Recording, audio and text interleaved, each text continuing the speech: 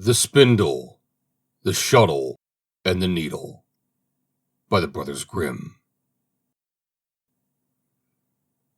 There was once a girl whose father and mother died while she was still a little child.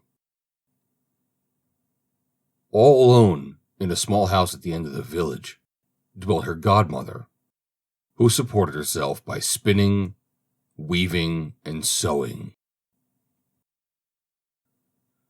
The old woman took the forlorn child to live with her, kept her to her work, and educated her in all that is good. When the girl was 15 years old, the old woman became ill, called the child to her bedside, and said, "Dear daughter, I feel my end drawing near. I leave thee the little house, which will protect thee from wind and weather, and my spindle, shuttle, and needle, with which thou canst earn thy bread." Then she laid her hands on the girl's head, blessed her, and said, "Only preserve the love of God in thy heart, and all will go well with thee." Thereupon she closed her eyes, and when she was laid in the earth, the maiden followed the coffin, weeping bitterly, and paid her the last mark of respect. And now the maiden lived quite alone in the little house, and was industrious, and span, wove, and sewed, and the blessing of the good old woman was on all that she did. It seemed as if the flax in the room increased of its own accord. Whenever she wove a piece of cloth or carpet, or had made a shirt, she at once found a buyer who paid her amply for it, so that she was in want of nothing, and even had something to share with others. About this time, the son of the king was traveling about the country, looking for a bride. He was not to choose a poor one, and did not want to have a rich one. So he said, "She shall be my wife who is poorest, and at the same time the richest." When he came to the village where the maiden dwelt, he inquired, as he did wherever he went, who was the richest and also the poorest girl in the place. They first named the richest. The poorest, they said, was the girl who lived in the small house quite at the end of the village. The rich girl was sitting in all her splendor before the door of her house, and when the prince approached her, she got up, went to meet him, and made him a low curtsy. He looked at her, said nothing, and rode on. When he came to the house of the poor girl, she was not standing at the door, but sitting in her little room. He stopped his horse, and saw through the window, on which the bright sun was shining, the girl sitting at her spinning wheel, busily spinning. She looked up, and when she saw that the prince was looking in, she blushed all over her face, let her eyes fall, and went on spinning.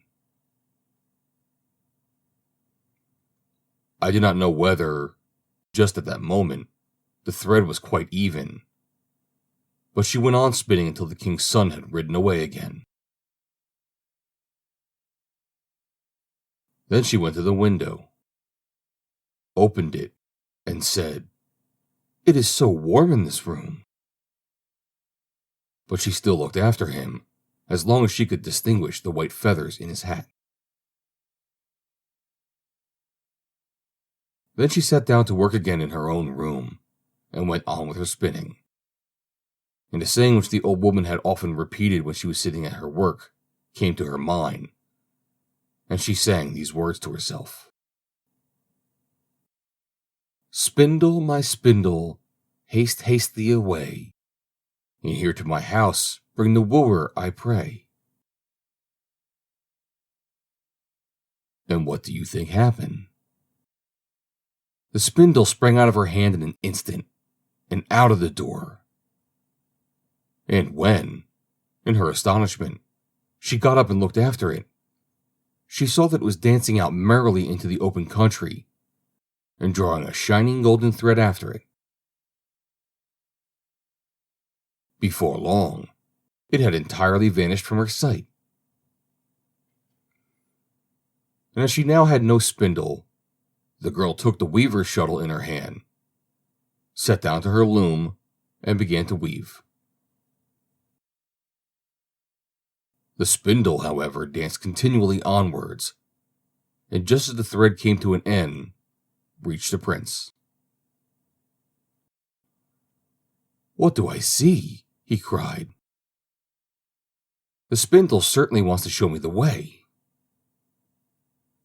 turned his horse about, and rode back with the golden thread. The girl was, however, sitting at her work, singing, "Shuttle, my shuttle, weave well this day, and guide the poor wooer to me, I pray." Immediately the shuttle sprang out of her hand and out by the door. Before the threshold, however, it began to weave a carpet, which was more beautiful than the eyes of man had ever yet beheld.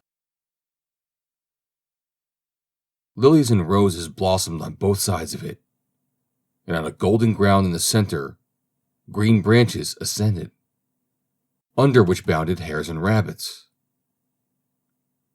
Stags and deer stretched their heads in between them. Brightly colored birds were sitting in the branches above. They lacked nothing but the gift of song. The shuttle leapt hither and thither, and everything seemed to grow of its own accord.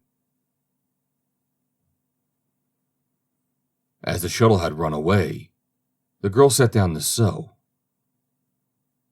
She held the needle in her hand and sang, "Needle, my needle, sharp-pointed and fine, prepare for a wooer this house of mine."